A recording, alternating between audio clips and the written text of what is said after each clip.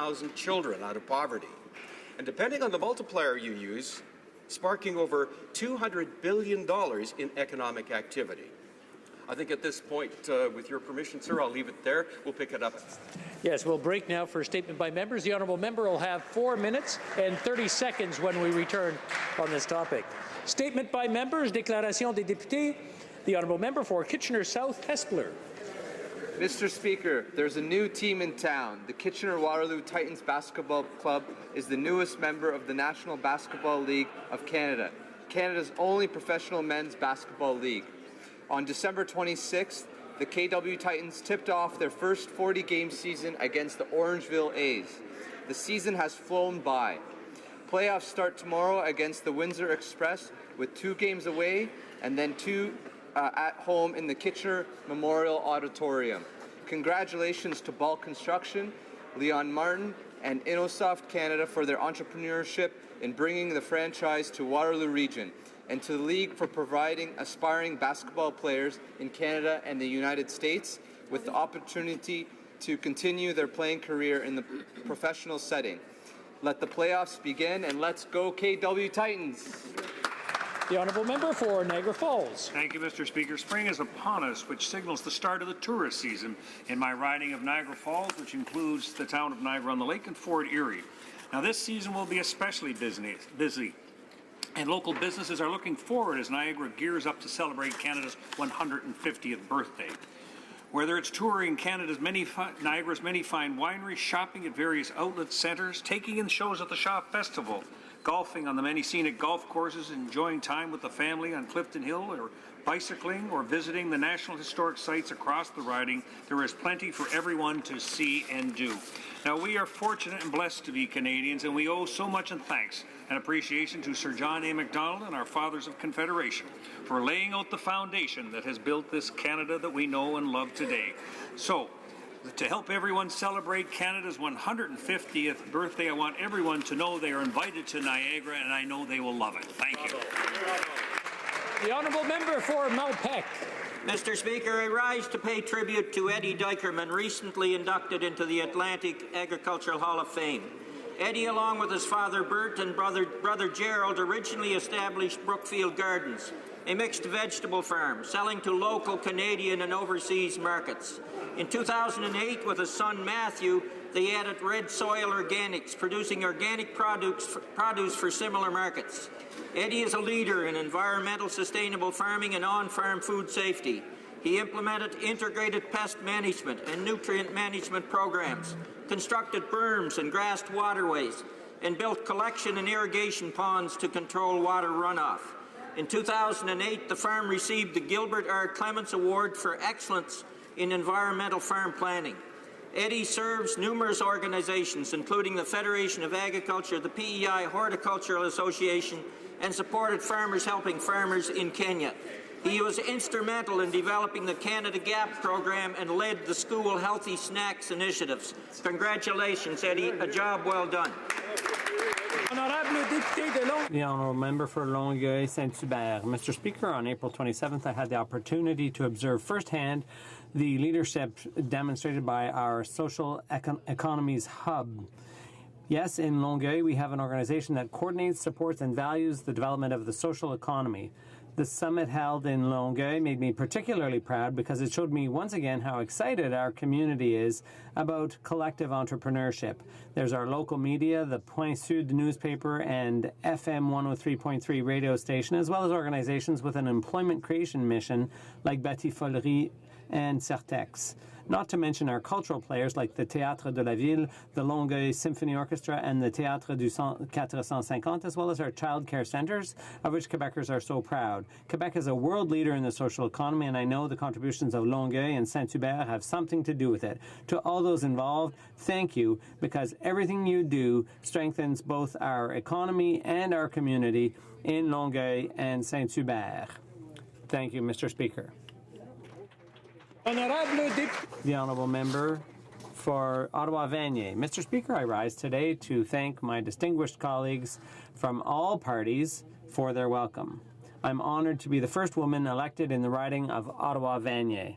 I look forward to honouring and building on the legacy of our dear friend and colleague, Monsieur Bélanger. I would also like to take this opportunity to thank those who have volunteered their time on not only my campaign, but all campaigns during the recent by-election. Their work has helped strengthen our democracy. J'ai très hâte de I'm really looking forward to working for my constituents and would encourage them to share their ideas with me with a view to strengthening our diversified and dynamic community. The constituents of Ottawa-Vanier for putting their trust in me. Merci. The Honourable Member for Beauport, Côte-de-Beaupré, Île-d'Orléans, Charlevoix. Mr. Speaker, today I'd like to pay tribute to a woman of exceptional courage and tenacity in her fight to help people with reduced mobility. Ms. Joanne Landry, who is here with us today.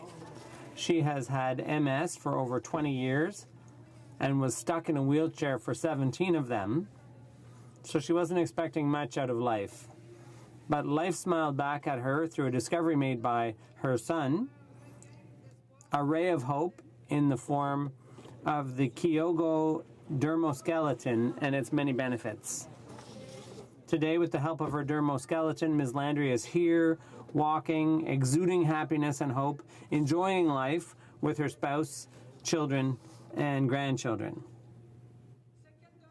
She's asking the government to make dermoskeletons available for rehab to people like her, and to extend the same tax credits to these devices as are currently available for wheelchairs.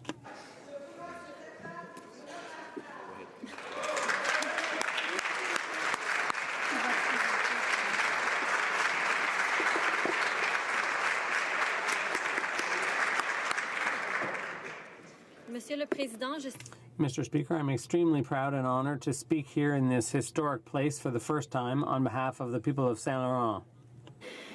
En leur nom, je remercie sincèrement. I'd like to thank Mr. Dion, who did such a good job of representing us for 21 years. The Saint Laurent nomination on International Women's Day.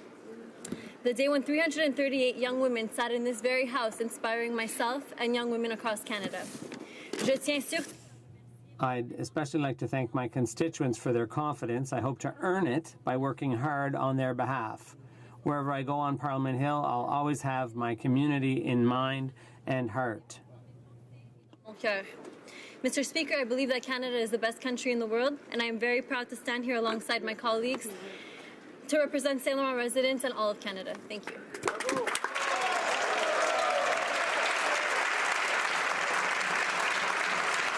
Honourable Member for Winnipeg Centre.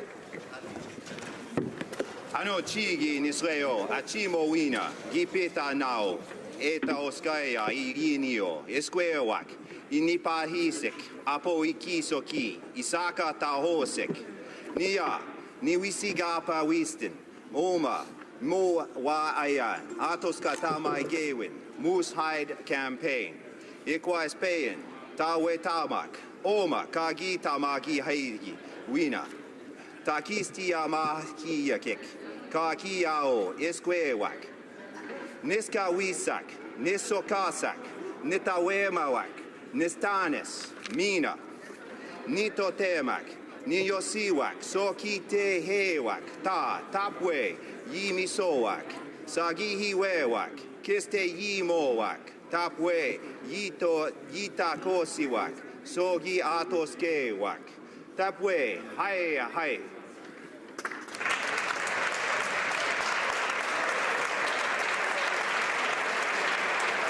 The Honourable Member for Flamborough-Glanbrook.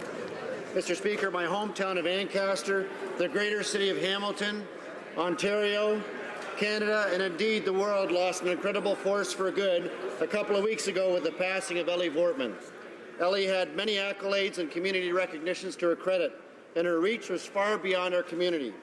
The John and Ellie Vortman Charitable Foundation supported numerous projects and humanitarian causes from the inner city of Hamilton to the far corners of the globe. John and Ellie were successful in business and in life. She was John's strength and love. Together they founded Oak Run Farm Bakery and raised a beautiful, loving family, championship dogs, and lived every day to make the world around them a better place. It would take hours to describe the many causes they supported and honors bestowed. But, Mr. Speaker, the recognition didn't matter to Ellie. She generally eschewed the limelight. With humility, poise, and grace, she lived the words of her favorite quote from Theodore Roosevelt: "Do what you can, with what you have, where you are." Mr. Speaker, all I can say is that this is an extraordinary understatement describing the impact of Ellie Vortman. She'll be sorely missed by all. Thank you, Mr. Speaker. The honourable member for Markham Thornhill. Thank you, Mr. Speaker. It is with great pride that I rise before this House as the newest Member of Parliament for the dynamic and diverse riding of Markham Thornhill. I wish to thank John McCallum for his great service over many years to that community. For 30 days in March, I met with thousands of families who shared their ambitions and their goals with me. We spoke about finding good, well-paying jobs, saving for our children's education, saving for our retirement, and ensuring we have the resources to care for our aging family members. I am committed to fiercely serving the residents of Markham Thornhill and delivering on my promise to bring their ambitions and ideas to Ottawa. Thank you to those who have put their trust in me to represent them, and to the members of this House who have so warmly welcomed me. Thank you, Mr. Speaker.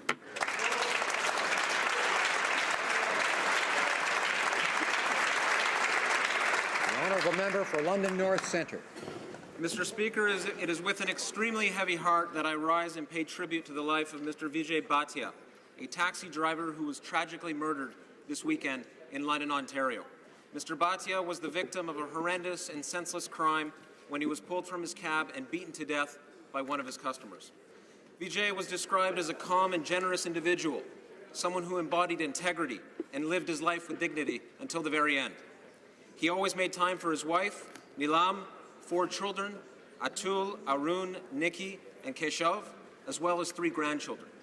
Today, Vijay will be laid to rest, and this evening, hundreds of members of the London taxi community and the general public will be coming together for a candlelit vigil and pay tribute to Vijay's life and the incredible person that he was. My thoughts and prayers are with his family and friends during this incredibly difficult time. I know the same sentiment is true for my fellow Londoners, for this House, and indeed for all Canadians. Thank you very much, Mr. Speaker.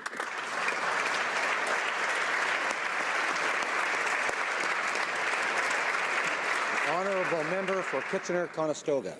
Mr. Speaker, this week Canada mourns the loss of a generous, selfless soldier who died in a training accident at Canadian Forces Base Wainwright, Sergeant Robert Denirowich of Kitchener. On Monday, I was privileged to attend the funeral service of Sergeant Denirowich, who served 2 tours in Afghanistan. The tributes given by his colleagues and family are a testament to Robert's dedication and commitment to Canada and to all Canadians. As we traveled from the funeral to the interment at Williamsburg Cemetery, children, parents, teachers, and workers lined the streets waving Canadian flags. As we stood in the pouring rain at the interment ceremony, I was reminded again of the sacrifices of our women and men in uniform as they serve in very dangerous and difficult settings. Then the Canadian flag, which draped the coffin, was carefully removed by Canadian Forces personnel and folded, each of them paying their respects to their fallen brother. As the ceremony concluded, I had the honor of speaking with Robert's widow, his parents, and his sister. I was able to thank them on behalf of all Canadians for the service which Robert had given and to assure them of our ongoing prayers, lest we forget.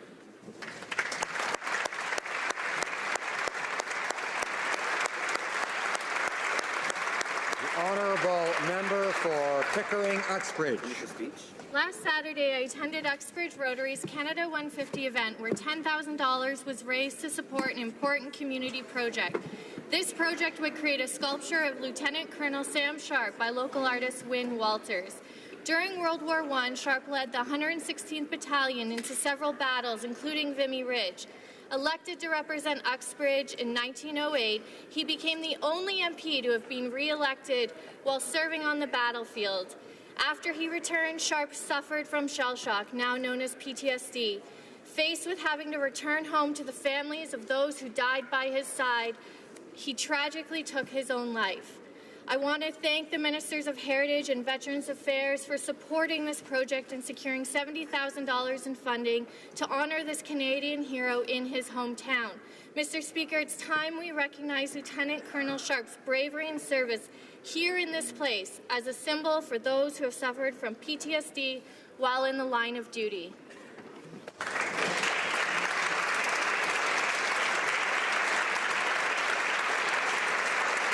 Honourable member for North Island Powell River. Mr. Speaker, the right to housing is a fundamental one.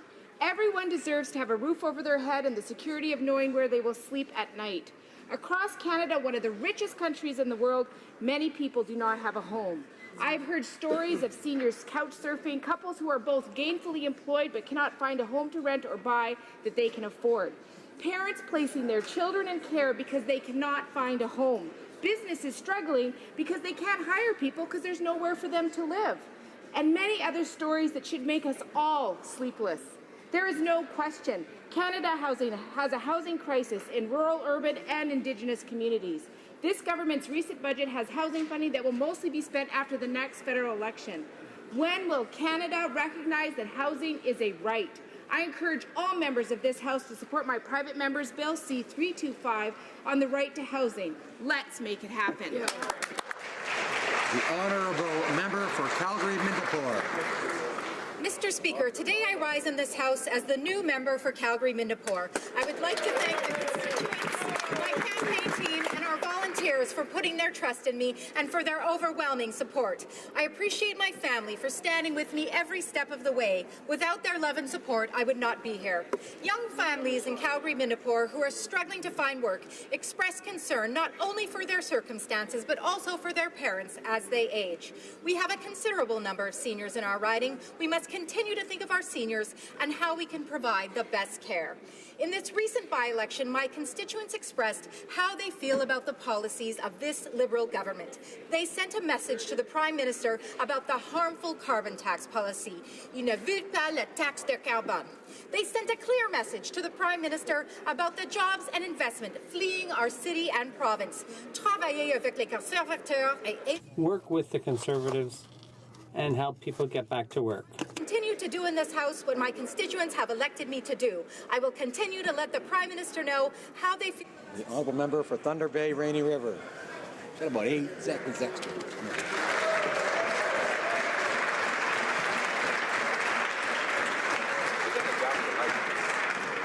Mr. Speaker, it is my privilege to rise today in this House and welcome First Nation leadership from across Ontario to Parliament Hill. Chiefs and their delegates are here in Ottawa for their special Chiefs Assembly and will be spending the day meeting with members of Parliament and Cabinet. I'd like to thank all who gathered here today in the effort to build a new relationship, a positive relationship, a relationship future generations of Canadians can be proud of. As a First Nation member of Parliament, it is a pleasure to see this level of meaningful engagement towards reconciliation and making Canada a better place for us all. I'd ask all of you to join me in wishing these leaders a successful day and a warm welcome. Miigwech, merci, thank you.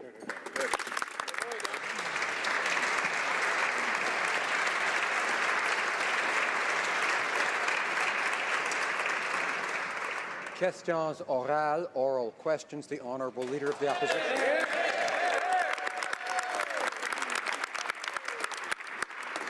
Monsieur le Président. Mr. Speaker, what the Minister of Defense did was not a mistake, and he can't simply brush it off. On at least 2 occasions, he exaggerated his service record, and he took credit for the work done by others. And he did this simply to score a few political points. This is inexcusable, particularly from someone from the armed forces. He simply can't remain in his role after what he did. Why are the Minister and Prime Minister incapable of putting an end to this? Mr. Speaker, Since becoming Minister of National Defence, we took an extensive defence policy review to making sure that we look after the Canadian Armed Forces, and that's exactly what we've done. We spoke to Canadians all across this country who had MP consultations, to making sure that we have a thorough analysis, to making sure that we have a model that's going to look after our Canadian Armed Forces, Mr. Speaker, and I look forward to presenting our new defence policy that's going to look after our troops long and into the future. Thank you, Mr. Speaker. Opposition House Leader. Opposition Leader. Mr. Speaker, the Minister of Defence may have apologized for embellishing his service record, but it's not enough. His claim of being the architect of Operation Medusa, a claim that he made at least twice when it wasn't true, was intended for one thing: to make him look good as a Liberal politician. This is a violation of the honour expected of our men and women in uniform. He's now lost their trust and their respect, and as a result, he simply can't continue in the job that he has. After what he's done, does he really think staying on is the best situation for the troops? Honourable Minister of National Defence. Mr. Speaker, I was focused on making sure that my responsibility and our government responsibilities is making sure that we look after our troops, making sure they have all the right appropriate tools, the equipment, and that's exactly what our defence policy is doing, Mr. Speaker, making sure that we have a fully funded, a rigorously costed policy that's going to look out into the next 20 years, a policy that's going to making sure they have all the right tools to making sure that when we send them out in missions, Mr. Speaker, they have everything that they need. Thank you. The Honourable Official Leader of Opposition. Mr. Speaker, there's a saying that a soldier has the right to complain, but the Prime Minister and the Defence Minister are actively denying that right to our soldiers that were deployed in the fight against ISIS. The Defence Minister made a promise to give back the benefits that he took away from those troops. Now he's broken that promise and he's clamping down on those who dare speak out. Here we have yet another example of the Defence Minister breaking his word to our military. Can't he see why he's lost their confidence? Honourable Minister of National Defence. Mr. Speaker, we will make sure that our troops have all the necessary benefits to carry out their duties. It's our government, Mr. Speaker, that dealt with the immediate inequity for the soldiers who lost the tax-free status and Operation Impact.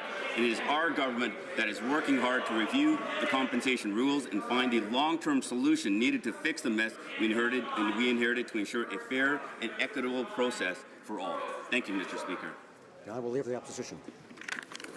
Well, Mr. Speaker, this is unbelievable because he's actually misleading Canadians again and misleading this House again about this particular issue around compensation for the troops that are deployed fighting the fight against ISIS. Right here, I have this document because I looked at it before question period, signed by this minister himself that clearly states the exact opposite of what he just said. When is the minister going to stop misleading Canadians, misleading the House, and frankly, step aside? Honourable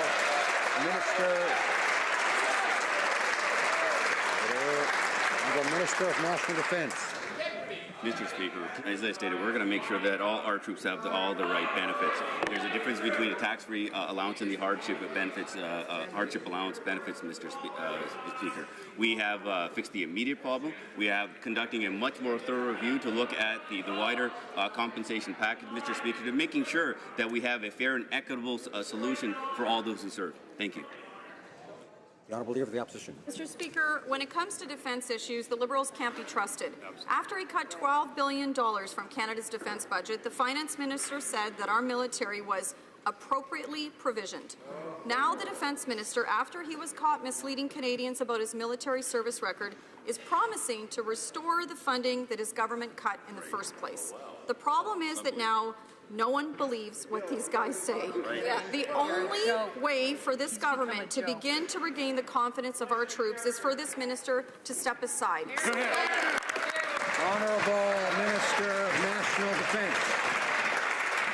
Mr. Speaker, since we formed government, we have maintained the spending levels and the planned increases while conducting the defence policy review and developing a new policy for Canada, a rigorously costed plan that put the Canadian Armed Forces on a sustainable footing. Mr. Speaker, the Conservative rhetoric that simply doesn't match up the facts. After years of cuts, Mr. Speaker, and underspending, we are now in a troubling position where even the status quo of spending on defence will not even maintain a status quo of capability, Mr. Speaker, and our new defence policy is going to fix that, Mr. Speaker. Order. It is the right and the duty of the official opposition to ask tough questions. But I hear from many Canadians who are unhappy with behavior in this House, particularly heckling. And I don't think the constituents of members, like that of the member for Cypress Hills Grasslands, from whom I have heard heckle 12 times already today, would really approve of that kind of behavior. So maybe he'll hear from them. But I ask members to consider that, the views of Canadians on this, and restrain themselves and stick to tough questions. The Honourable Leader of the Opposition. Well, no rule to do that. Let's talk about that record, because in our last year in office, the defence spending was nearly twice what the Liberals spent in any given year. We came in and we bought our men and women proper uniforms for Afghanistan after the Liberals sent them into a desert with green camouflage. We bought them new planes so they didn't have to hitch rides from the Americans. And we bought them helicopters, tanks, and new labs so they could protect themselves from IEDs. The Liberals sent them to Afghanistan with none of that support, and that minister knows that very well. So we're happy to compare our record to their decade of dark.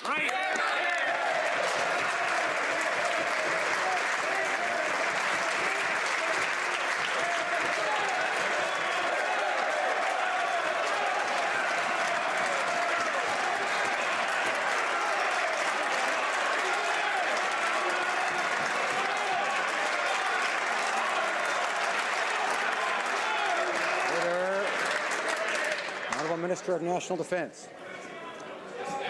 Mr. Speaker, yesterday I gave a speech for the analysis of the Defence Policy Review, where we're actually giving a nonpartisan analysis of making sure that we have a current state of affairs, where we talked about the cut. I thought the Leader of the Opposition would be happy to understand that we have a certain state of affairs, so we can actually now create a plan to move forward. And Mr. Speaker, and that's what the defence policy is actually going to do. And Mr. Speaker, we're going to make sure our men and women have all the right tools to look at. They need sustainable and predictable funding, Mr. Speaker, and that's exactly what we're going to do. Thank you. For Skeena-Bulkley Valley. Thank you, Mr. Speaker. When it comes to the cash for access scandal, the Liberals have somehow conveniently managed to miss the entire point. They keep polishing that turd, but it's still a turd somehow. The same special access to the Prime Minister and his cabinet.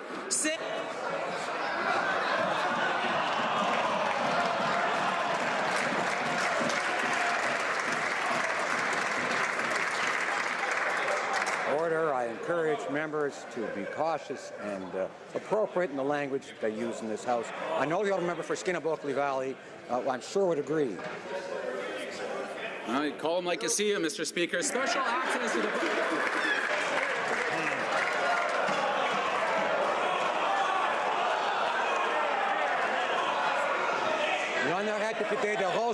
The Honourable Member for Rosemont-la-Petite-Patrie.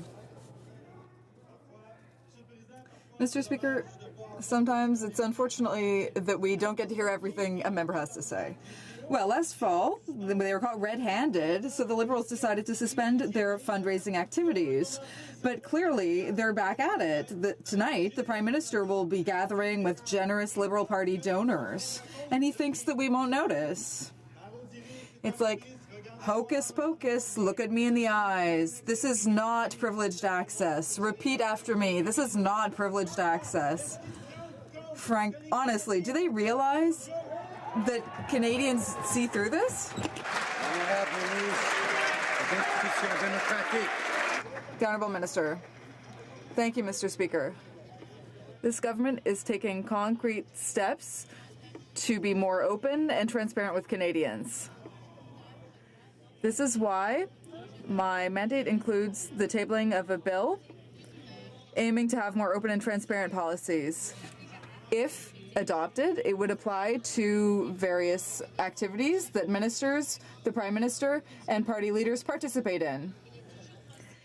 It's always possible to raise the bar, and we will continue to work hard to make the government more transparent. Thank you, Mr. Speaker. The Honourable Member for Rosemont-la-Petite-Patrie.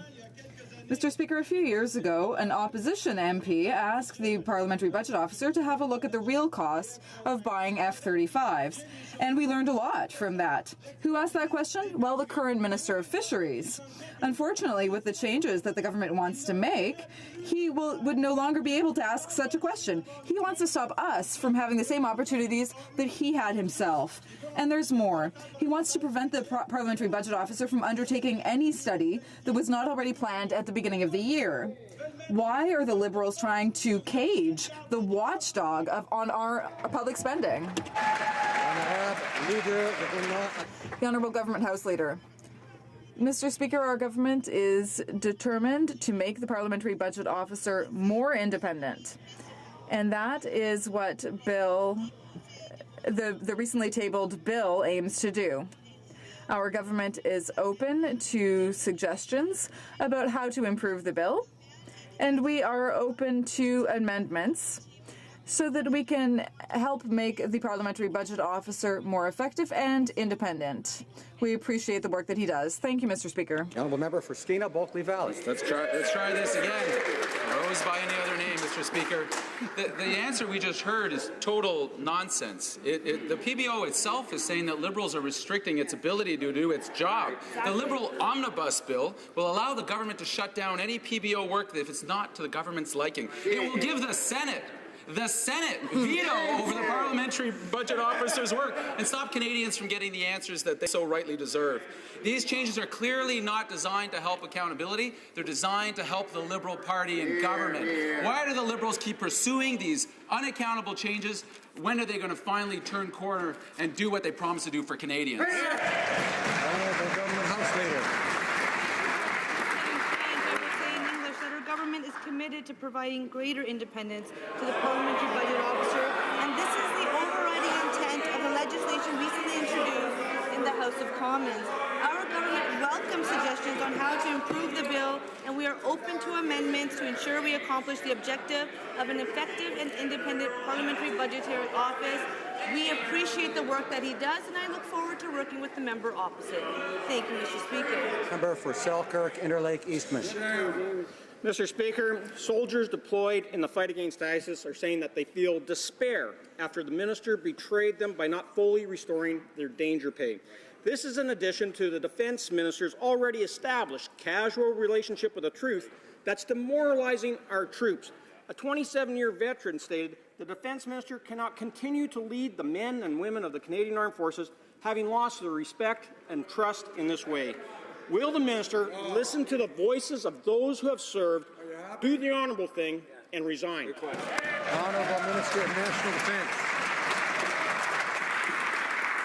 Mr. Speaker, with respect to the service of every Canadian Armed Forces member and also any veteran, our government is focused on making sure that our troops have all the necessary benefits to look after their families and making sure that we have all the right capabilities, Mr. Speaker. And that's what we conducted last year. A thorough defense policy review that had a very good analysis, gave us a good area for us to work from, and making sure that we have a fully costed, fully funded defense policy that's going to look after the Canadian Armed Forces for the next 20 years. Thank you. One member for Selkirk, Interlake, East. Mr. Speaker, the minister's misleading comments about a service record are a direct hit on our men and women in uniform.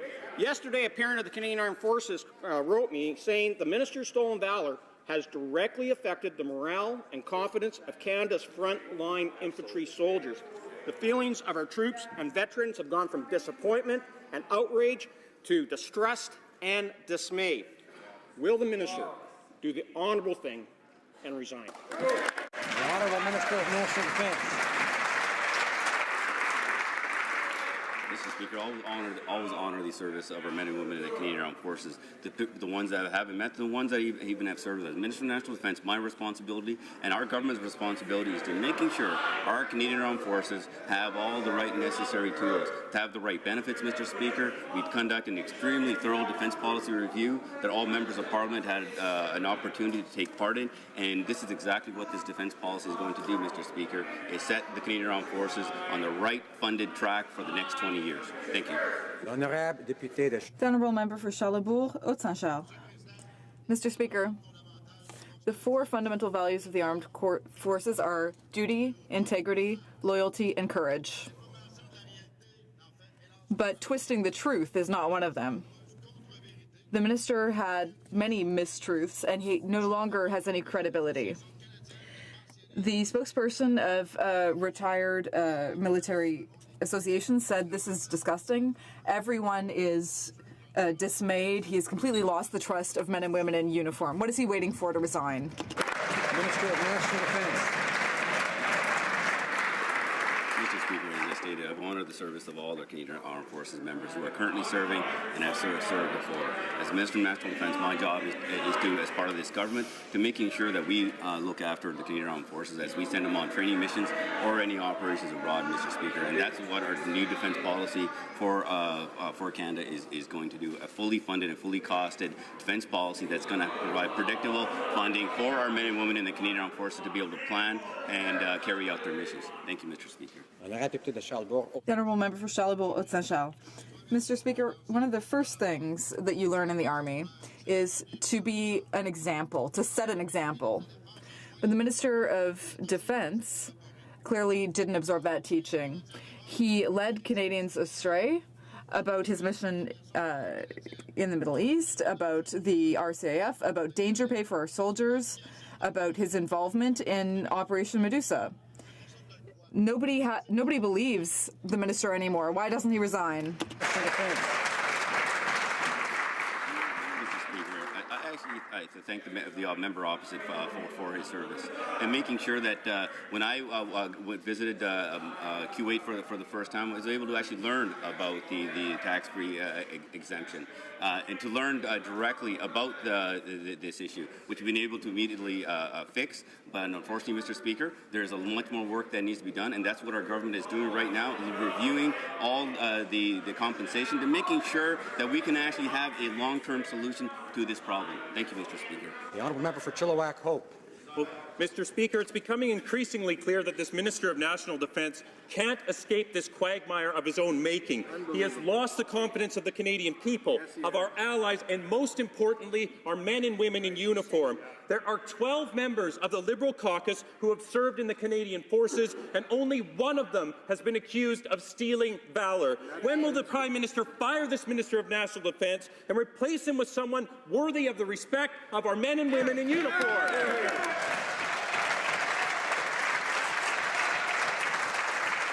The Minister of National Defence. Mr. Speaker, as Minister of National Defence, I will always making sure, as we as part of our government, making sure we have all the necessary tools. We have conducted an extremely thorough defence policy review to making sure that we look all the analysis, making sure where all the gaps are within our funding system, where all the cuts were, Mr. Speaker, so that we can have a sustainable, predictable funding model for our Canadian Armed Forces. They can actually plan to making sure that all the right benefits are there, the right equipment is there, and all the tools necessary for all their training and operational missions, Mr. Speaker. Member for Chilliwack-Hope.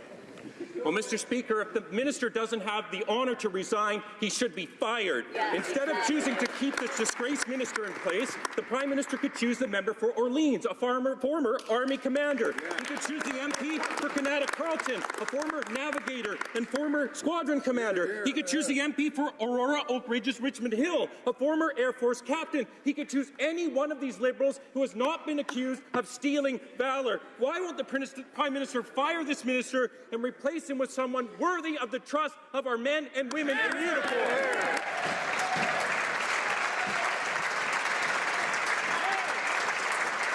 Honourable Minister of National Defence.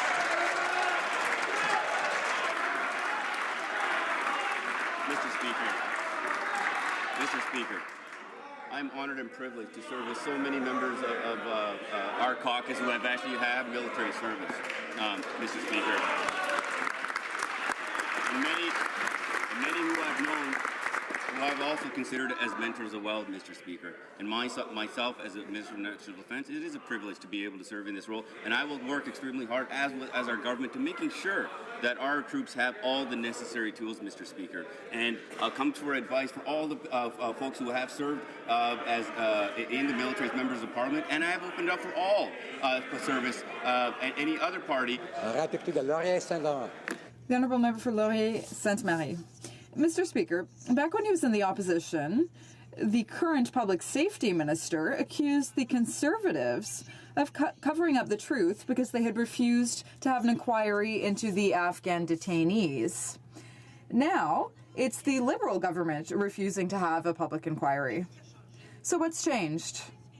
And why have the Liberals flip-flopped yet again?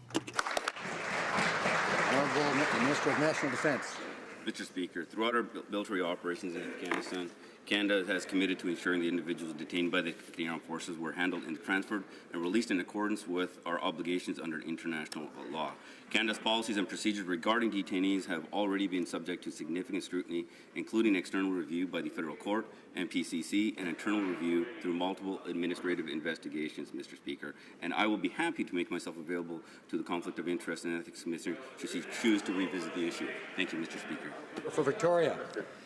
The flawed study of the Afghan detainee scandal was cut short by the Conservatives after only reviewing an initial set of documents. Stéphane Dion at that point said, and I quote, "When you read these documents, you'll have questions to ask your Prime Minister." He also said Conservatives were blocking an inquiry because of being, quote, afraid of having to answer to Canadians. So will the Defence Minister appear before the Defence Committee to answer questions about this scandal? Yes or no?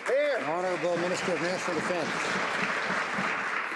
Mr. Speaker, as I stated, Canada's policies and procedures regarding detainees have already been subject to the scrutiny, and including an external review by the Federal Court, the MCC, and internal review through multiple administrative investigations. I'll be happy to make myself available to the Conflict of Interest and Ethics Commissioner, Mr. Speaker, if she chooses to revisit this issue. Thank you. The Honourable Member for Louis Saint Laurent. Thank you very much, Mr. Speaker.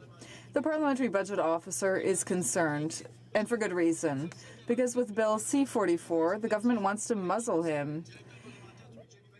It's the PBO himself who said this. He said that this will harm his independence and his impartiality. Why? Because from now on, the Parliamentary Budget Officer will have to table his plan for the entire year in advance.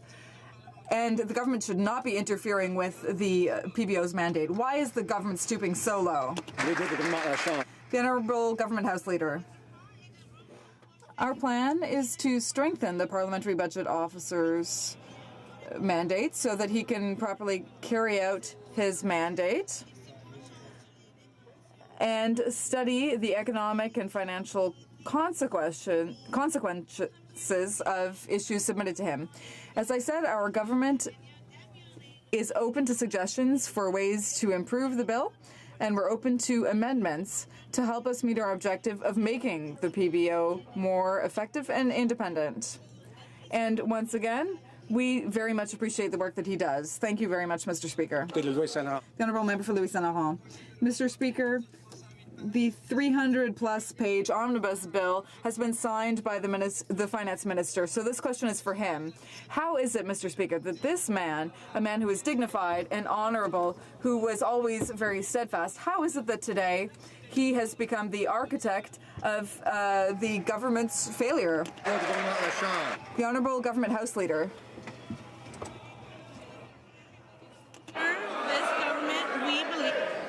Order. I could hear the question. I need to hear the answer. We need to know if the minister says something that's unparliamentary, after all, or inappropriate, or either side. But let's hear the Honourable Leader of the Government in the Senate. In the House, excuse me. Mr. Speaker, as I was just trying to say, we believe that when it comes to the important work that the Parliamentary Budget Officer does, the office should have its independence. It should have more effectiveness and more independence, and that's why we have introduced legislation to make this happen. We are open to amendments and we welcome them. When it comes to the member's referral to omnibus legislation, what we are proposing is actually to ensure that there is not an abuse of omnibus legislation, like was the case under the Stephen Harper Conservative government. And what we are saying is that we can improve the way this place works. Let's have that conversation. Honourable Member for Carleton. In order to achieve this greater independence from the Parliamentary Budget Officer, the Liberals have given the Speaker of the Senate veto power over his work plan. Who appoints the Speaker of the Senate? Well, according to Section 34 of the Constitution, the Prime Minister.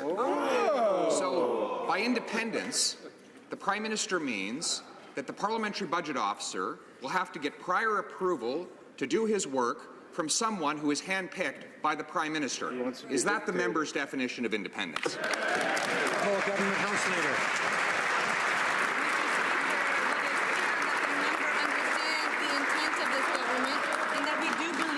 The Parliamentary Budget Officer should have its independence so that it can serve Parliament in its best way possible. We do believe that we can improve the way and the resources to that office. And as I've always also said, is that we are open to amendments. We welcome constructive feedback. It's a very different approach than the previous government, obviously. Thank you, Mr. Speaker. Member for Carleton. Well, the approach of the previous Conservative government was to set up the Parliamentary Budget Officer in a fashion that was independent, one of the reasons of which was to allow him or her to examine political party platforms before elections are called to determine if they are in fact costed properly. Now, we know there has been a very severe problem with the Liberal costing of its last platform. In fact, it is about a $25 billion problem, Mr. Speaker. Could it be that the Liberals are trying to shut down the independence of the Parliamentary Budget Officer before their next political platform can be costed? Honourable Government House Leader. For his analysis of the provisions of Bill C-44. We look forward to working with him and others to improve the bill to ensure we accomplish the objectives of an effective and independent parliamentary budget officer. Our government is committed to providing greater independence to the parliamentary budget officer, and this is the overriding intent of the legislation recently introduced in the House of Commons. We believe that it should be an officer that reports to Parliament, unlike the previous government that felt it should report to the Library of Parliament. Thank you, Mr. Speaker. Member for Essex. Mr. Speaker, it's been almost 2 weeks since the U.S. decided to apply duties of up to 24% on Canadian softwood lumber. It's been 6 months since President Trump's election and 18 months since the Liberals came to office. And the Liberals failed to see this coming. They failed to come up with a concrete plan to deal with this emerging crisis and to help the hundreds of thousands of families impacted. Can the minister confirm that she walked away from negotiations with Obama thinking she could get a better deal with Trump? Wow. Honourable Parliamentary Secretary for Canada-U.S. Relations. Mr. Speaker, the previous Conservative government allowed the agreement to expire and did nothing to initiate negotiations. We are now facing the fifth softwood lumber dispute, and our workers and producers have never been found in the wrong. We disagree strongly with the U.S. Department of Commerce's decision to impose an unfair and punitive duty.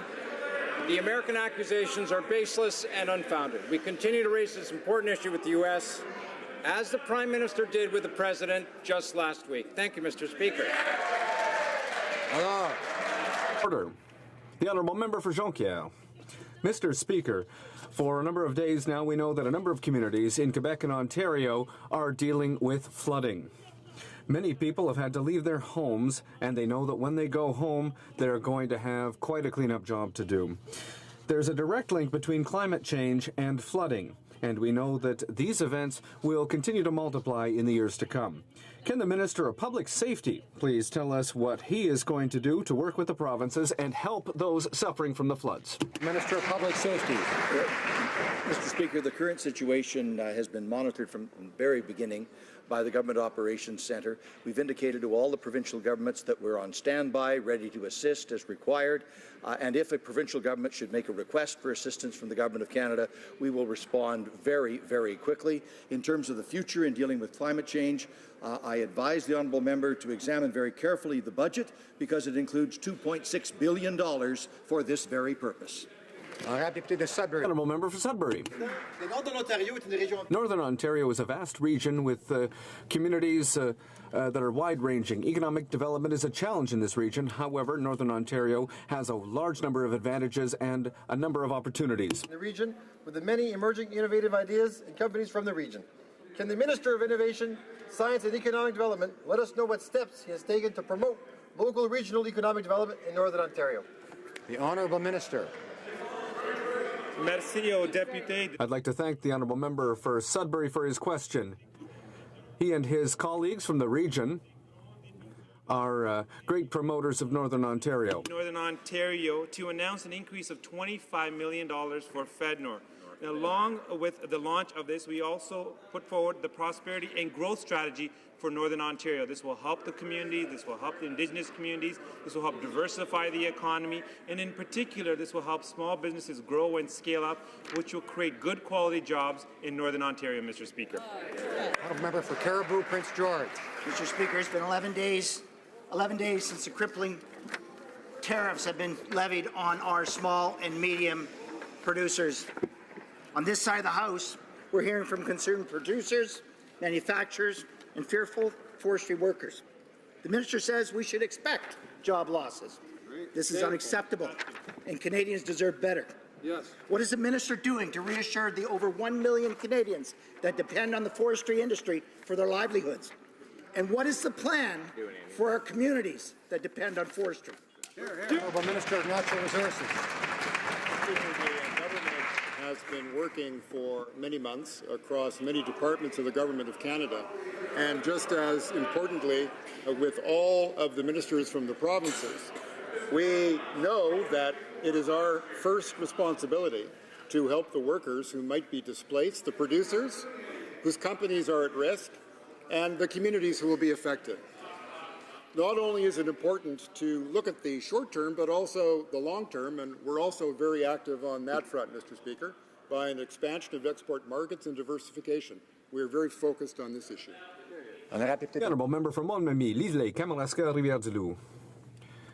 Mr. Speaker, the American Commerce Department is attacking our forestry producers with new tariffs on softwood lumber. We've learned from former American Trade Representative Michael Froman that the Liberal government had the opportunity to sign an agreement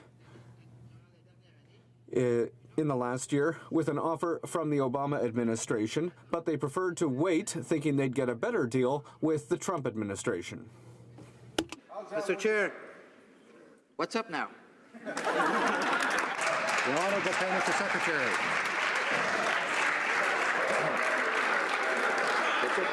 Monsieur le Président. Mr. Speaker. The forestry sector in Canada maintains hundreds of thousands of good jobs for the middle class. We are firmly opposed to the American Commerce Department's decision to put an unjust and punitive tax on Canada's products. Their accusations are baseless and unfounded. We continue to work with the Americans. The coalition has never offered terms that would be acceptable to Canada, and we want a good agreement, not just any agreement. Thank you, Mr. Speaker. Mr. Speaker, Canadian manufacturers can compete with anyone in the world, provided they have a level playing field. Yet these same manufacturers are at a tipping point, as their energy costs and taxes skyrocket, while under President Trump, their American competitors will pay lower taxes and electricity costs. But instead of helping businesses, the Liberals are increasing taxes and strangling them with red tape. Why is the Prime Minister chasing Canada's manufacturing jobs out of Canada with a massive carbon tax? And the Minister of Environment. Thank you, Mr. Speaker. We understand that we need to take action to tackle climate change, and we need to create good jobs, and that's exactly what we're doing. We're making polluters pay, at the same time attracting investment in our innovative industries. I was just in California, and I was very pleased to meet with venture capitalists, private equity firms, investors and innovators who are looking at Canada as a great place to invest. The party opposite may not care about creating jobs, but that's exactly what we're focused on. Order. The member for Brantford. Mr. Speaker, why is she... answer? Others should listen. The honourable member for Abbotsford. Say it again. Mr. Speaker, why is she in California when she should be in Calgary? That's right. Prime Minister should be listening to Jocelyn Bamford of the Coalition of Concerned Manufacturers. She said, "We're standing on a beach with a tidal wave called cap and trade barreling down upon us, and our government still doesn't realize that this tsunami will destroy manufacturing in Ontario. Businesses are terrified of what the federal government is doing. The government is supposed to help us, but its policies are causing us to consider moving our growth to other jurisdictions." What's up, Mr. Honourable Minister of Environment. Thank you, Mr. Speaker. was actually very pleased to be in Calgary just a month ago talking to the Calgary Chamber of Commerce. 300 people were there to listen about how we are planning to create jobs, grow our economy, innovate. I'm in California because I also see I'm as much as a Minister of Economy as I am a Minister of Environment. I am attracting investment so that we can create good jobs for companies like Carbon Cure from Dartmouth, Nova Scotia, that has new processes that will take the carbon dioxide that we don't want, inject it in cement. The Honourable Member for Salaberry-Surwa. Today, the Prime Minister met with his Youth Council, 26 young people with impressive resumes, to discuss a very sensitive issue, reconciliation with Indigenous peoples. Will the Prime Minister share the thoughts of the committee, the council members? No, because he refuses to speak to media. Can these young people publish their work after the consultations? No, because they don't have the authorization of the Privy Council. Can they speak on Facebook Live? Well, only if they're accompanied by a chaperone. So much for transparency and trust. Can the government please tell me if there's any other Prime Minister Council that has so many limits imposed on it? The Honourable Member for North Island, Powell River. The Honourable Government House Leader, excuse me. Mr. Speaker, we are proud to be a government that is actually engaging the next generation, to hear from youth and to have them at the table, to hear their constructive feedback and to ensure that they are supportive of the ideas for change, for the way this country works, is very important. And that's why the government took the initiative of having a youth council. Not only does he have a Prime Minister's Youth Council, he encourages every member in this place to also have a youth council to get ideas from their local constituencies to ensure that we are serving in the best interest of all Canadians, Canadians of today and Canadians of tomorrow. Thank you, Mr. Speaker. The Honourable Member for North Island, Powell River. Thank you, Mr. Speaker. Statistics Canada reports that now Canada's seniors outnumber its children for the first time in history. The accelerated pace of aging in the population carries profound implications. We need to prepare for proper housing, home care, and have a long-term plan. Given we've known about this trend for years, it's surprising to see how little is in this year's Liberal budget for our seniors. Will the government react to this news and finally implement a national seniors strategy? The Minister of Social Development. Thank you, Mr. Speaker. I'm very grateful to our colleagues for this opportunity to express how proud we are in our record to help seniors. Last year, we put into place a measure which is taking 13,000 seniors out of poverty. 90% of them are women, through an increase in the guaranteed income supplement of up to $1,000 per year. We also are investing significantly in housing, in healthcare, in support in communities to help our seniors live in a dignified and secure environment. Thank you. The Honourable Member for Thornhill. Mr. Speaker, a Canadian citizen, Kian Sun, has been imprisoned in Beijing for her belief in truth, compassion and tolerance.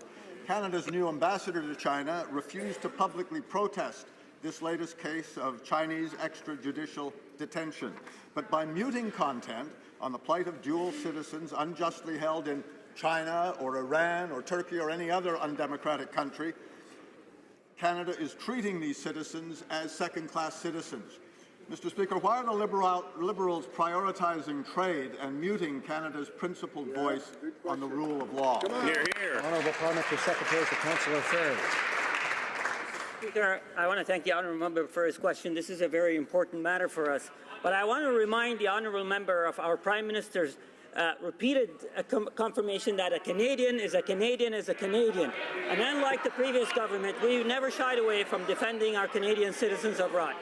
Consular services have been provided to all citizens that are in need. We are seized by this particular matter that the Honourable Member has raised. We are providing assistance to his family, and we will continue to advocate for our citizens abroad. The Honourable Member for Sarnia-Lambton.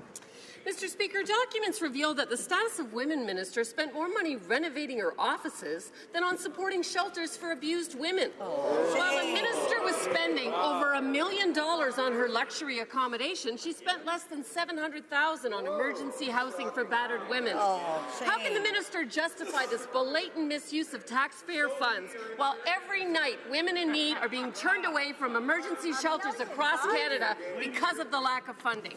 Honourable Minister for the Status of Women. Speaker, it's a great privilege to rise on this traditional territory and to acknowledge that the work of this feminist government is making a real impact in the lives of women and girls across the country. $100 million, Mr. Speaker, invested in a gender-based violence strategy, $11 billion invested in housing, a poverty reduction strategy, investments in women, supporting women entrepreneurs, investments in women in STEM, $90 million in a network of shelters across the country, $7 billion in childcare, flexible and more choice in EI and caregiving benefits. Mr. Speaker, I could go on. I hope the member opposite asks me again. Sonia Lampton. Well, Mr. Speaker, this self-proclaimed feminist prime minister sure talks a good talk, but has failed to do anything meaningful for women in need, like zip for pay equity. These Liberals have no issue padding the pockets of their Liberal friends and wasting taxpayer dollars on their lavish accommodations and vacations. But when it comes to funding shelters for women in need, the Liberals haven't made it a priority. Will this minister finally stop wasting taxpayer money and start investing seriously in projects that protect vulnerable women? Honourable Minister for the Status of Women. Mr. Speaker, I thank the honourable member for the question and for the opportunity to remind all colleagues that we invested close to $90 million in shelters. $1 million additionally, Mr. Speaker, went to collecting data from across the country to ensure that our investments and our efforts are based on an evidence-based approach. Mr. Speaker, I'm sure the honourable member agrees that restoring the right to advocacy to women's organizations across the country is essential to a healthy and vibrant women's movement too, and that's exactly what we've done. A member for West Nova. Thank you, Mr. Speaker. Last month, I had the honor of traveling to France for the 100th anniversary of the Battle of Vimy Ridge. It was an immense privilege to stand where 100 years ago, 4 Canadian divisions came together to claim their place in the history books. I was humbled to speak to the family members of soldiers who came home from that battle that changed men. While they may not have had the words at the time, mental health injuries and PTSD were a reality then, and they are unfortunately the reality for many of our men and women in uniform today. What is the Minister of Veterans Affairs doing to address the mental health needs of veterans and their families? Well, Minister of Veterans Affairs. I thank the member from West Nova. At Vimy Ridge, I thought of the brave Canadians who fought to defend our freedom, and that those soldiers had partners, parents, and siblings. It is true that when a member serves, their entire family serves along with them. They are the strength behind the uniform. In Budget 2017, we announced a Centre of Excellence on Mental Health and PTSD to advance research, education, and outreach services. Mr. Speaker, this will lead to better mental health outcomes for our veterans and their families. Honourable Member for Barrie Innisfil. Well, Mr. Speaker, no member of the Canadian Forces should be at a disadvantage because of their service to Canada. The Prime Minister stood there with his hand over his heart. And he promised to, quote, "No veteran should have to take their government to court." Well, the Liberals have not fulfilled their campaign promise to return to lifelong pensions, forcing Equitas veterans to continue to fight in court. So long as the minister continues to delay introducing promised lifelong pensions, our new veterans will remain at a disadvantage.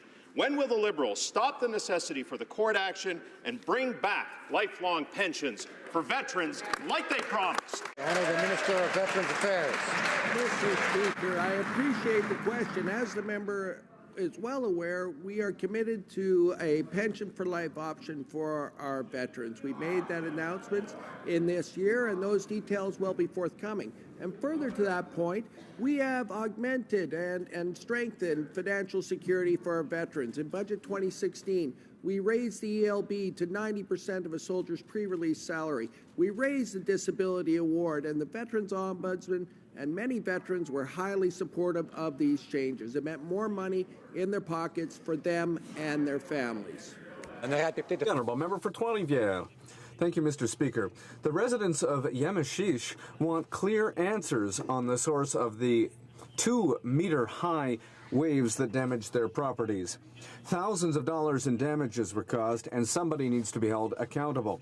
The Minister of Fisheries and Oceans says that an investigation is underway. However, the Minister of Transport refuses to confirm if that's the case. So, Mr. Speaker, can someone please tell us clearly if an investigation is underway? If yes, what is the deadline? And will the results be made public?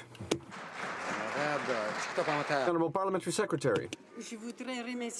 I'd like to thank the Honourable Member for his question.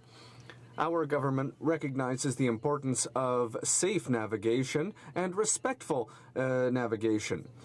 We are aware of the situation facing the residents of Yamashish, and we have received complaints concerning this event. We are currently evaluating the factors that could have contributed to this event. Thank you. The Honourable Member for Laurentides-Labelle. Mr. Speaker, rail infrastructure is essential to our economy, and it provides an effective and efficient system to move travelers and goods across our great and beautiful country. But nothing is more important than rail safety. It's important for users, for rail workers, and especially for the communities that are crossed by rail lines across Canada. Can the Parliamentary Secretary to the Minister of Transport please tell us what she is doing to ensure that Canada has the highest standards of rail safety? Thank you, Mr. Speaker. The Honourable Parliamentary Secretary. Merci, Monsieur le Thank you, Mr. Speaker, and I would like to thank the Honourable Member for Laurentides-Labelle for his question. Rail safety remains the absolute priority of the Minister. We are regularly reviewing the Rail Safety Act to ensure that it meets the needs of industry, helps Canadians at the same time. We are very happy to be able to start this review 1 year earlier than originally scheduled, and we're looking forward to seeing the committee's recommendations. For Niagara West. Thank you, Mr. Speaker. UN Watch is now reporting, and I quote, UNRWA hires and employs racist staff and places the education of impressionable Palestinian youth in their hands. Canada would never tolerate employment of racist teachers in their own schools. So my question is, why are the Liberals funding this UN organization when there is clear evidence that it employs racist and anti-Semites and terrorist sympathizers? The Honourable Minister of International Development. Mr. Speaker, I would like to reassure you and reassure that my colleague that since Canada restarted funding this United Nations Agency for Refugees, we have done extremely detailed follow-up, and the presence of Canada around this table is making a difference.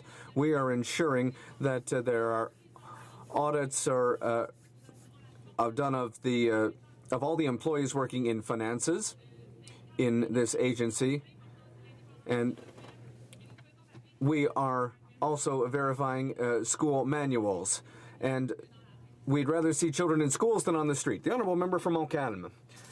Mr. Speaker, when the Government of Quebec says that they need 14 new judges to avoid trials that take too long, that lead to liberations under the Jordan decision. 14 judges, Mr. Speaker. What has the Justice Minister done? Well, she's appointed 4 judges. 4, Mr. Speaker. Does the Minister know that this could lead to the liberation of dangerous criminals, which will put the people of Quebec in danger and will continue to discredit our justice system? The Honourable Parliamentary Secretary. Thank you, Mr. Speaker. Our government has taken important measures to ensure that the judge appointment process is transparent and accountable and promotes diversity. To date, the Minister of Justice has appointed 55 judges and 22 additional judges, including 4 new judges in Quebec. Our government is very proud that 60% of the nominations are women, and that's 35% more than under the previous government. We are committed to continuing to strengthening our judicial system, and this is very good news for all members in this House. Thank you, Mr. Speaker. The Honourable Member for Repentigny. Mr. Speaker, Quebec's Justice Minister just had a brief comment in reaction to the appointment of 4 judges. We still need 10. To deal with the crisis brought on by the Jordan decision, Quebec appointed 14 new judges and hired 100 new legal professionals. We don't want to see any more criminals set free because their trials have been delayed too long. Quebec has acted and has appointed 18 judges. Ottawa, 4. That's a joke, Mr. Speaker. What is the minister waiting for to appoint the 10 missing judges? The Honourable Parliamentary Secretary. Thank you, Mr. Speaker. As I've said, and I'll say it again, our government has taken major steps to ensure that the judge appointment process is transparent, accountable, and that it promotes diversity. As I've said, that includes 4 new appointments in Quebec. Our government is very proud that 60% of our appointments are women. We are committed to continuing to strengthen our justice system, and this is very good news for all. Thank you, Mr. Speaker. The honourable member for Hamilton West, Ancaster Dundas, has a question, point of order arising from question period. The point of order I'd like to raise this afternoon is that I recognize, as we all do, that we're here to represent Canadians.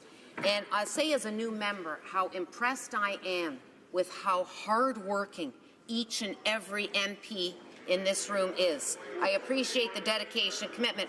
But, Mr. Speaker, over the last couple of days, I want to address the level of heckling and unparliamentary conduct that's taking place in this House. And it's unfortunate, Mr. Speaker, because we've welcomed 5 new members into this House. And so I thank you for your intervention today. I thank you for your intervention today.